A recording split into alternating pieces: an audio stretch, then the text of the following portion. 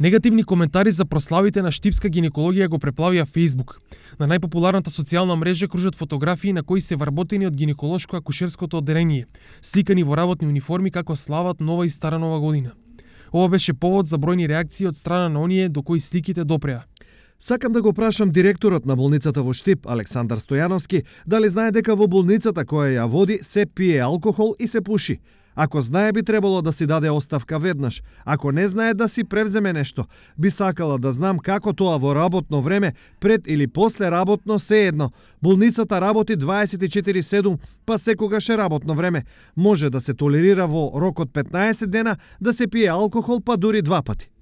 Фотката со цигари душа ми напуни, пошто може пијат 3-4 пати годишно, ама пушат секој ден.